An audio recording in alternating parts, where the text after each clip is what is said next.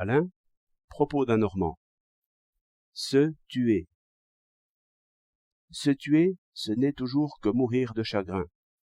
Et mourir de chagrin, ce n'est toujours que mourir de maladie.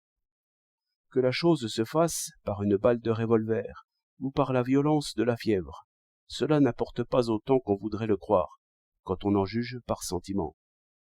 À quoi on objectera qu'il y a des événements insupportables, et de ces catastrophes qui, sans atteindre le corps, frappent la pensée même, et nous déterminent à nous enfuir hors de la vie. Je ne sais, il y a tant de choses sous le soleil.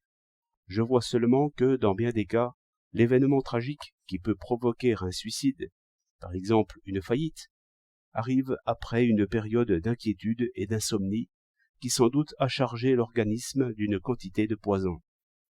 Et c'est cette saveur insupportable d'une vie physique empoisonnée qui fait croire que la vie n'est plus possible. La pensée ne nous tuerait donc, comme une espèce de bourreau chinois, qu'en nous privant de sommeil.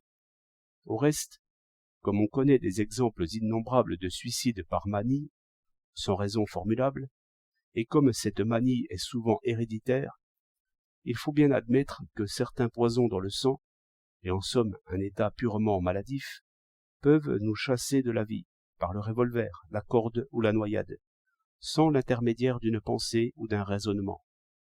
Donc, quand les chagrins conduisent un homme à se tuer, on peut bien supposer un état physique insupportable, que les chagrins produisent simplement parce qu'ils nous forcent à penser.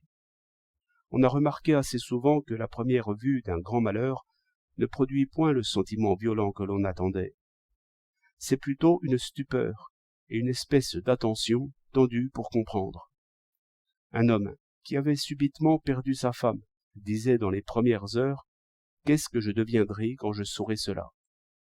Il exprimait mal ce qu'il sentait bien, c'est-à-dire que le chagrin était en marche et qu'il n'y échapperait pas, mais qu'enfin, pour le moment, il était comme une pierre, et j'explique cela par une santé robuste qui n'était pas encore troublée par les scories de l'obsession, si l'on peut dire.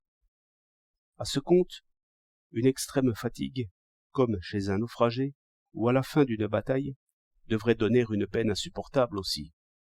Et c'est ce qu'on ne remarque point. Il faut donc croire que c'est la pensée prolongée qui fabrique de ces poisons ou scories redoutables qui nous font rejeter la vie. Nous dormons 8 heures par jour, et encore bien plus par demi-sommeil.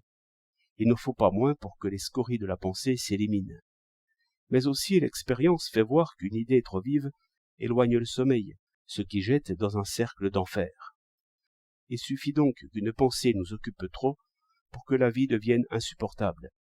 Et tous les discours que l'on ferait sur les raisons d'un suicide risquent d'être à côté de la question. La pensée est ici cause plutôt que raison. 28 octobre 1911.